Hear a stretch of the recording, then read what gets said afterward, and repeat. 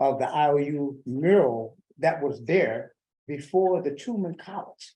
And what we want to do is commemorate that time period by showing that big mural and reproducing it in the form of a fresh painting for folks to not only commemorate that time, but for them to view in terms of art. My questions relate to energy, environment, and climate. I talked to Alderman Hoppingworth about two issues before, and I think this concerns all of you. The first thing was that, at Truman College, where I tutor science and math, we have a automotive institute. Unfortunately, it trains students to just work on fossil fuel paradigm. But with the new national program for electric vehicle recharging, it seemed to me that we should explore the movement of the Truman College Auto Center into having one of these state recharging stations. This, I'm not speaking for the administration, but for myself as a person involved in science and environmental issues. I just think that would be a step forward for the students and for the community too. Why not have an electric vehicle recharging station at a place where you're educating people to work on cars? The issue of the air pollution induced by the asphalt plant adjacent to McKinley Park. I remember when Governor Pritzker was running for governor, I handed him some petitions from the community people who alleged that the area directly next to the plant was rezoned in order to accommodate industry. It was residential beforehand. The allegation was that there was a bribery there, and the reason there was no community input, it was rezoned overnight. Can we have the Illinois Attorney General investigate this allegation of a bribe which got the asphalt plant position there? And I have another issue which concerns my own community.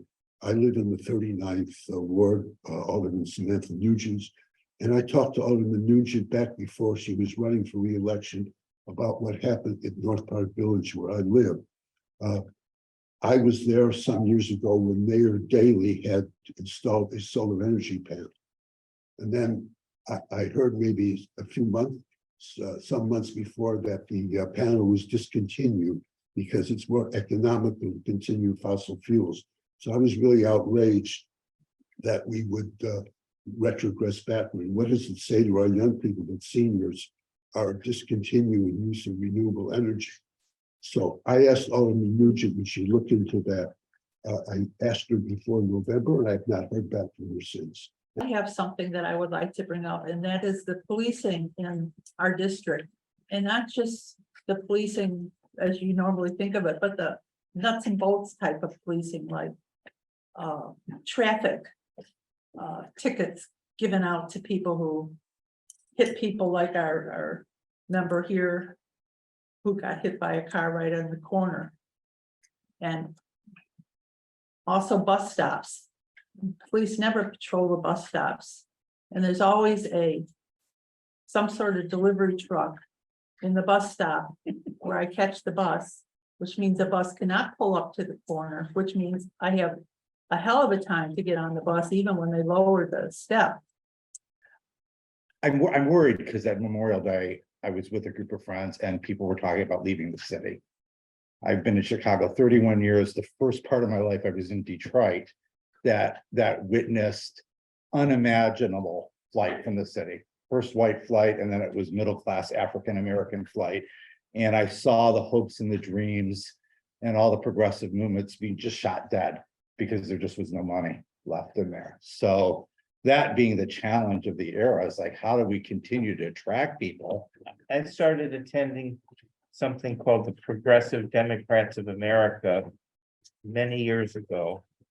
And they were always talking about how we'll have this progressive thing, we'll put it forward and blah, blah, blah. And I stopped coming because there was no progressive movement in the city government or anywhere. And I said, when is that going to happen? Now it looks like it's going to happen. Look at who we have on the platform here. We have minority people, we have women, we have various sexual categories, we have artists. So how do you explain this metamorphosis? Metamorphosis, The metamorphosis of where we are today. yeah, How did we get here? Yeah. We're mad. Mm. We're mad. We don't like the way that things are, the direction that we're going. We love this city. We want a reason to stay.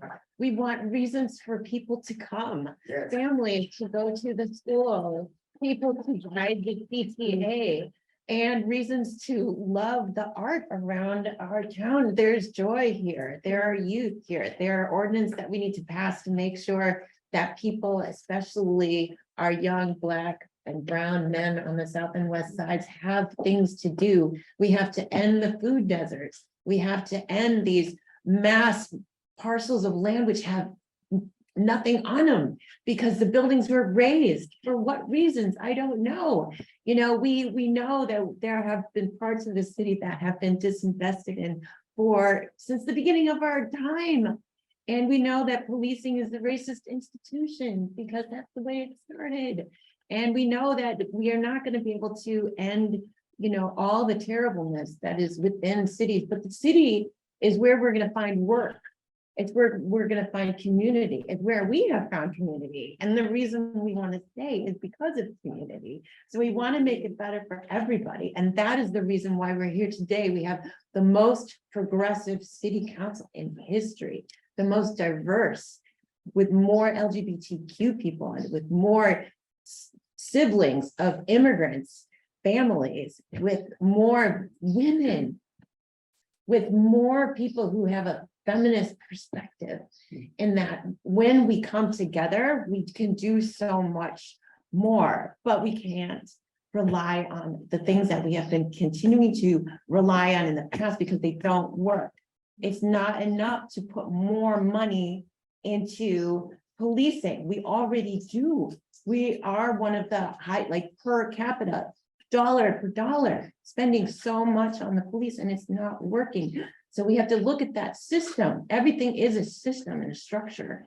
How are we using that system so that it is good, not just for a few people, but for everybody, everybody. now I understand how you got elected.